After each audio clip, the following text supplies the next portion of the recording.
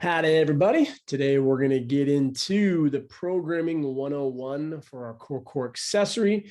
Katie and I are going to take you through what it's like to design a program for that beginning male or female. Better words would be hunk or hunkette. So in the NSCA world, National Strength and Conditioning, you'll see programs a lot of times written as a 1, and then they'll have an A and a B. And so then 2, A and B. And so what this means is you'll finish 1 and then go to A and then go to B, and then you'll rest accordingly.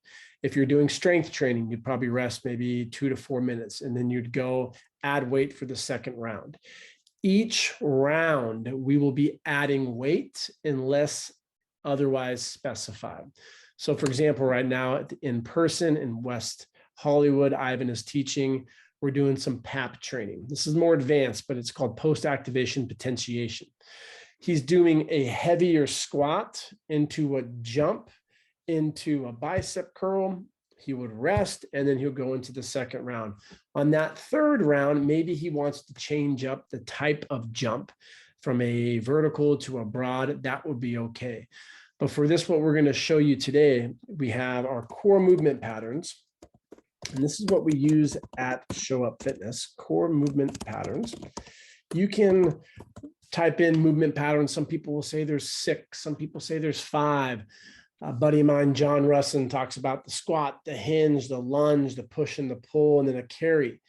We've, through our experience, working with general population, and that's going to be 95% of the clients who I've trained, who we train in West Hollywood, Santa Monica, La Jolla, pretty similar to what you have there in the outskirts of Memphis, right, Katie?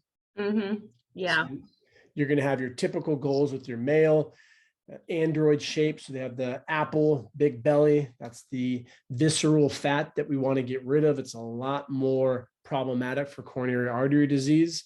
So we want to focus more on upper body. And then we want to complement with our arms, maybe some traps and abs. Guys want 6 packs. Girls typically want flat tummies, small waist, big old kabunk. There you go. Kadonkadonk is what I was trying to say. Oh, God. and so we are programming stereotyping off of that. Great trainers like you who are watching this, you will definitely come to times when it's not always going to be like this. And that's okay, because you're smart enough to know when to regress, when to progress, and when to add in any variation based on what the client wants. So the core movement patterns, we have a squat and we have a hinge. So the difference between squat and hinge, one is more hip dominant, which will be more of our glutes. One will be more knee dominant, which will be more the quads. Our glutes are working when we're squatting. Our hamstrings are synergistic when we are doing the hinge. We can change the torso angle to put more of an emphasis. So then we have a unilateral. I don't like lunge, because when you see lunge, you think I have to do a lunge. I prefer doing a step up, more regressed, analyze my client's movement, 6 to 8 reps per side, because it's kind of like cardio. Lower body's like cardio for your clients. And then I will progress accordingly. Maybe in month 2 or 3, I'll start getting into lunges. I just see too much lunging and we don't have the core competency. So you want to start with the competency, own it, and then you progress. So unilateral could be a lunge, but for the most part, we'll do step ups. And then we have a vertical push. We have a vertical pull. We have a horizontal push. We have a horizontal pull. And then we have a transitional. Transitional could be anything from a carry. We're doing a lot of suitcase carries and on Instagram. Josh and Travis have put out some great stuff on that. Farmer's carry, jumps, throwing, crawling. Those all will fall under the transitional. You implement that based on your client's goals. Again, I see a lot of influencers online doing jumps that are just not appropriate, and they're doing them for too many reps. When I do a jump, own the mechanics, we put our arms behind our body, we come up, we land nice and soft, and we're doing 5 to 10 of those. So these are the core movement patterns. Go over the vertical push vertical pull versus horizontal push, horizontal pull. Great. Yep. Thank you. So vertical would be like a military press, which is going to be your deltoids and your triceps, just your anterior and medial. Pulling down would be like a pull up, which is your back and biceps. All right. So here's your typical bro workout that I would do. Now let's get into, in my book, I call it a bra, but we'll call it a hunkette. So what would you typically do with your stereotypical hunkette who's maybe a little overweight that wants to work on her typical areas? Okay, so yeah, like you were saying earlier, women usually like to focus on that lower body. They're scared of upper body, or they have no confidence as far as their upper body strength. So I usually start with a goblet, but with that being said, I do a body weight squat first and just kind of walk around my client to make sure that everything looks good. So if they are,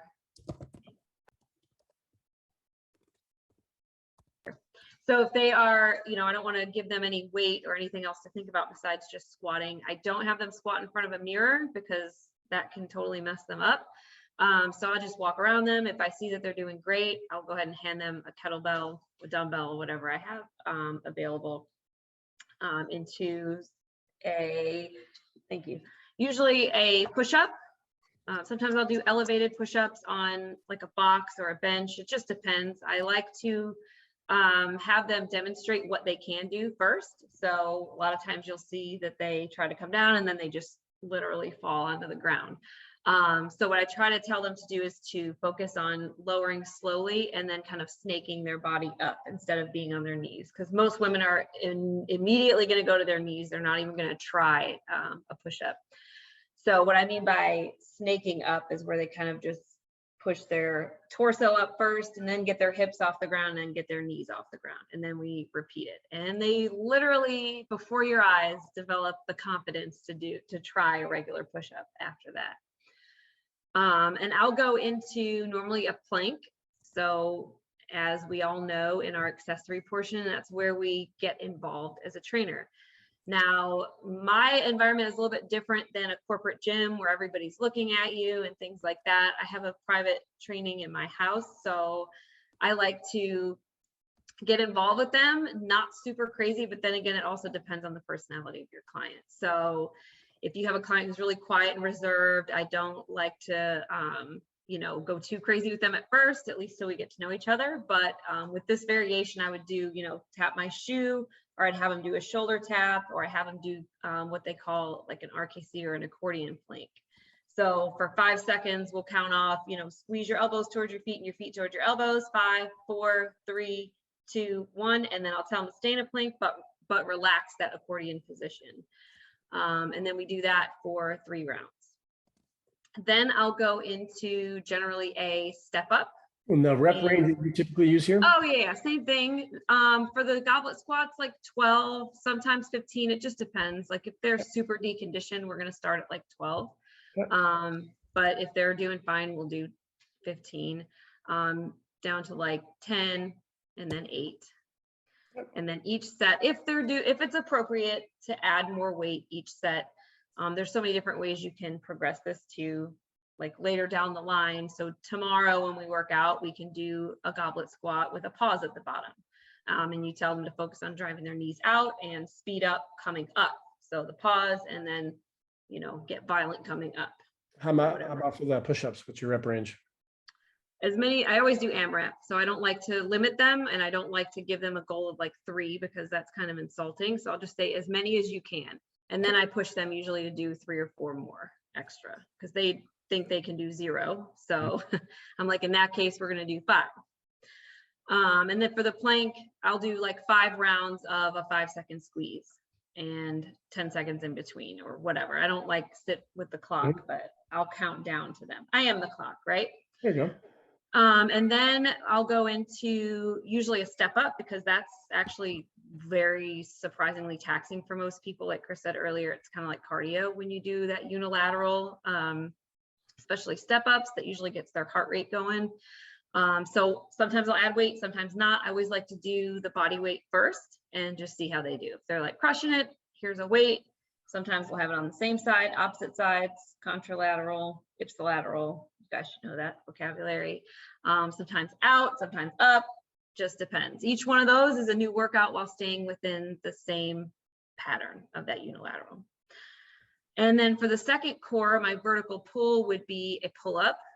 What you're going to find with a lot of female clients is they're scared of pull-ups. They're scared of getting up that high on the bar, and they're scared of pulling themselves up towards the bar. So a lot of times sometimes I'll do Aussies, sometimes not, because those are no picnic either. They're very challenging.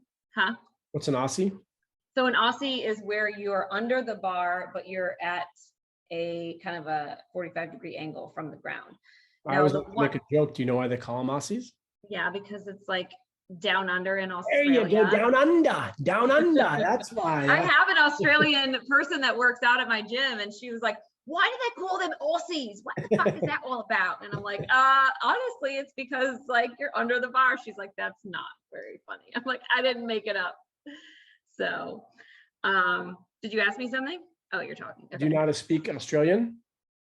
No, mate. It's just English with an accent, right? Here's a funny one. This is other classes. I will go off topic for a second, but say roll up lights. Roll up lights.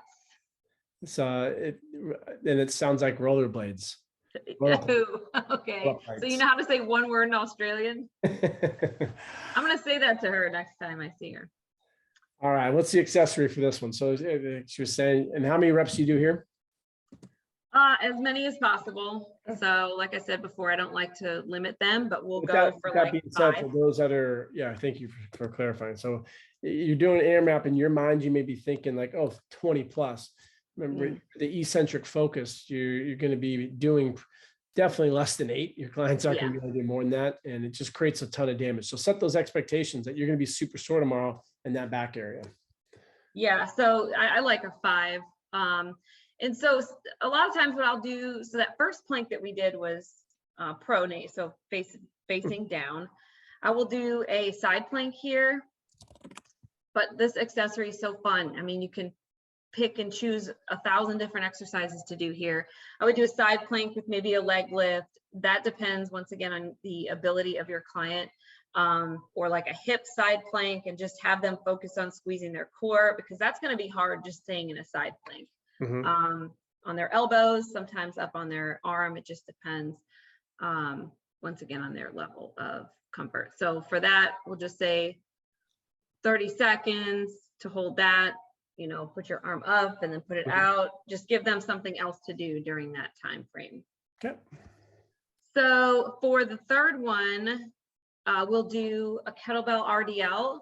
Sometimes I'll use a barbell too, just depending on their body makeup. Some people find it hard to, you know, hold that kettlebell out in front of them. I don't know why. Sometimes it whacks their knees, whatever, but just be flexible with that. Or you could do dumbbell RDLs, and that will cover our hinge pattern.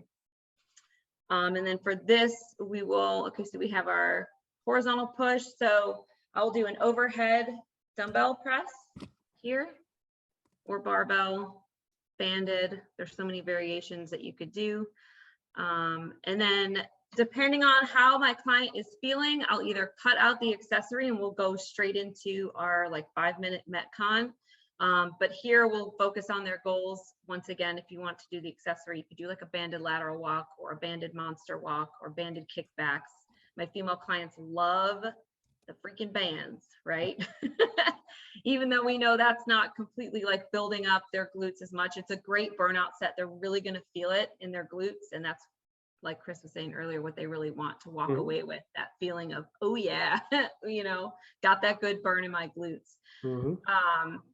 So if there's time left over, we'll do a 5-minute rowing. We'll do a sled push. What is a Metcon? So metabolic conditioning. I love getting their heart rate up. So of course, through our assessment, we learn that their max heart rate based on their age, minus 220 gives us like a rough, well, 220 minus their age gives us a rough estimate of their max heart rate. I love to get them up to that at least once per session, always at the end though, because it's going to smoke them. Now we don't stay here. We don't do CrossFit style. We don't do any of that. As long as they reach that max heart rate, I'm good with it. And for most people, it's not going to take too much. So rowing, generally 500 meters, takes about 2.5 minutes for most people. or if you have one of those ski erg machines, I have a sled that we push. You could do ball slams. I have a client that loves to do ball slams. So we'll do those. And yeah, so that last 5 minutes is where they earn their eucalyptus towel, their cold eucalyptus towel that's in the refrigerator. And I unscrew that jar and they reach in and grab one, and it's all worth it. And that's been a real big hit with my clients lately. I love that. And so for those that are watching, and it's important. So if you live near Memphis, go check out Katie's garage gym. It's awesome. Shadow her, bring her some Noble or some Lululemon. For me, you know, it's whiskey, but it's important to understand what we're doing here is if you were to go to the gym right now on a Monday at 5 o'clock, these stereotypes still run true. You're going to find typically men are on the machines or the dipshits making a lot of sound, mansplaining exercises, and they're just a bunch of idiots being gorillas. Ladies typically are going to be on the cardio or in classes. It's not to say that's right or wrong. What we're doing here is we're teaching you how to play the game. Because if I were to come into you and you were to start out with doing a hip thrust or a booty band walk, and you don't explain to me why we're doing that, I'm thinking, what the hell are we doing? And you could be like, oh, do you like this? I'm like, oh yeah, this is cool. I'll put on a facade and I'll say it, but I'm not going to sign up because you're not listening to me. And if you have a guy who comes in and he says, I want to get jacked, you better not fucking put me on a stability ball or a Bosu ball doing a single arm press saying, oh, we got to build your stability in your core first. Because something inside of my gorilla body, I'm thinking, I want to go move some weight. I don't have to do a 1 rep max press, but you got to listen to your client. If they like doing a certain exercise, you got to do it. And as you heard Katie say, I have a client that likes to do ball slams. Great. Do them at the end. Ask your client, what's your favorite exercise to do? Pull up something on Instagram. Who's your favorite person to follow? Let's check them out. And I'm going to look at an exercise that they're doing, and I'm going to make it 10 times better because we're smart. We're fitness professionals. Don't confuse that with influencers. If you have a gym and you have some bells and whistles and a client says, oh, what's that Jacob's ladder thing? Oh, don't worry. We're doing that at the end of the workout today. Strap them up, teach them how to do it. That's the fun. If you do the whole workout where you're making it fun, you're compromising the force production. Your clients are ultimately not going to get results. Sure, doing battle ropes and Jacob's ladder and all that stuff for the whole entire 60 minutes will be hard, but don't confuse hard with getting results. Yeah. With that being said, I think it's also important to recognize that I could do this hunk workout with a hunkette, and I could do this hunkette one with a male. So it's a case by case. I've rarely had a girl that will come and be like, I really want to improve my bench press. But if she did, this is exactly what I would do. I would focus on pressing. I'd ask her, what's your 1 RM? Katie, what's your 1 RM on bench? 165. If I were to hear a client say, I would say, are you kidding me? Let's go check that out right now. And I would stop the assessment and go out there because you don't come across a lot of hunkettes that can bench more than 135. And so I'd go there and check her out and see how she's moving. Like, oh shit, this is impressive. We're going to be benching a lot. We're going to do a whole day of benching. It's specific to her. Newer trainers get fixated on, well, what happens if this client is really, really good shape and they come in? Or what if an athlete comes in? Or what if someone who wants to train 5 days a week or split routine? What do you think about back and biceps? Just because that's how you used to train in the past, that's bro science. It doesn't mean that's what you're going to do with your clients. So what the system does is it gives you an ace in your back pocket where you don't have to get flustered during the assessment because you're just going to go CCA. You're going to regress if they're deconditioned or if they have injuries. You're going to progress with intensity and then you show them new exercises as the accessory. Always show your clients a new exercise. For beginners, keep it 10 plus reps to strengthen ligaments and tendons. We're focusing on the movement competency, owning the exercise, and then you go into the next circuit. Each person is going to have their exercises that they enjoy. Katie may really like doing a goblet squat or a back squat, a lunge, whatever. That's on you to really be great at teaching that. I'm great with teaching bench press and hip thrust, and I have my 5 to 8 exercises. Now, for clients, it's really important, again, to set clear expectations that every workout isn't going to be different. Think about if you ever played high school track or basketball or any sport, workouts were not 100% different every day. You have your meat and potatoes. We want to get more conditioned. We're going to focus on that. We want to get better at shooting. We're going to focus on that. That's what we need to explain to our clients. The core is the first core, the second core. That's where your clients are going to get their amazing results. So after a month of training, we're going to get down to 8 reps and 6 reps, and we're going to increase the volume. We're going to be doing more sets. They're going to be getting stronger, and their body, their physique is going to represent that. Yeah. And it's important to bring it up to your clients too. Sorry. Absolutely. I was just going to say real quickly, the A is when you want to change up the exercise and keep it fun based on what they want. Go ahead, Katie. Yeah. So it's really important that you bring the attention of your clients' wins to their, bring it to them and say, hey, listen, 2 months ago, I thought you were going to die on this row machine after 3 minutes. Like, I wouldn't put one of my clients on the row machine for more than 3 minutes. And I was like, take it really, really slow on a level 3. But then last week he was on the row machine for 5 minutes and could hold a conversation the entire time. And I really made sure to bring that to his attention and say, do you realize that when you first started with me, I literally would not put you on a rower for more than 1 minute. You just had an entire 5-minute conversation with me while you were on the rower, and you are not even out of breath right now. And he was about ready to cry, seriously, because where it took 6 months, like just trusting the process and being consistent is going to get them their results. So bring their wins to their attention. I love that. They don't see it. And what you'll be able to do is use those part of your sales technique, because you can use the feel, felt, found, where a lot of my clients feel, felt, found. So they may feel the same way, but what we found is by implementing actually, it's not feel, felt, found, it's felt. I screwed it up. I can't help you out here either. I don't know what. No. Feel, found, felt. So a lot of my clients feel the same. A lot of my clients felt the same way, but what we found is by implementing this process, they were able to, I screwed it up. I'll have to look. They actually felt different. Yeah, no, it's a sales time. I totally blew that one away, but I definitely agree with the wins. And so I put down here PR, personal records, because if I'm working with this client right here, for me on a bench press, that last set, I'm going to record it. Maybe I record it on my phone, get their permission to post on social media. But then 2 weeks later, do it again. And you're going to see that the bar plus 10 on each side, which would be 65 for 10. 2 weeks later, they're doing 25s for 10. And so you celebrate those. It's a great job. Our PR now is 95, and have PR days. Maybe every Friday is you choose 3 exercises and you're constantly setting PRs. And so this program for the week would be Monday right here. And if I'm working at a corporate gym, if the bench press is taken on a Monday, I can still do the landmine press or a goblet first. You can just adjust that. Or you could just take the pattern, which is a horizontal push, and put in another exercise. So maybe you want to do a bench press and that's taken. Well, you can do an incline dumbbell press. That's fine. So being able to think on the fly is really important. And that shows confidence to your clients. So then the second workout may be a landmine press first into some pull-ups now, and do a new plank or ab exercise after 3 rounds. The second one now, instead of doing bench press, we're doing incline press. And we're going to be doing push-ups, and then we're going to do another bicep exercise. And then we're going to end off on some step-ups into, they really like the carry from last time, so we do that again, but we show them a suitcase one. And then for the game at the end, they weren't sore at all, and they were kind of like, oh, I want to be a little sore next time. So it's great. You put in a 5-minute push-up challenge.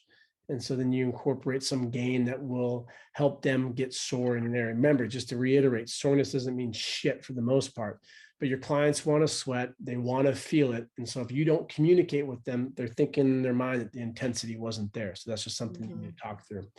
Any last things that you wanted to touch on, Katie, before we call it a day? No, not necessarily. I think that, like you were saying earlier, it's such a great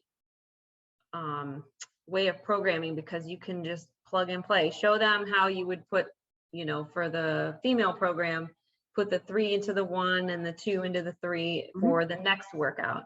Yep. So just take that right there. You could literally move it up. So here's now your second workout. Yep. So they come in, and instead of doing the kettlebell RDL, maybe you show them the landmine RDL.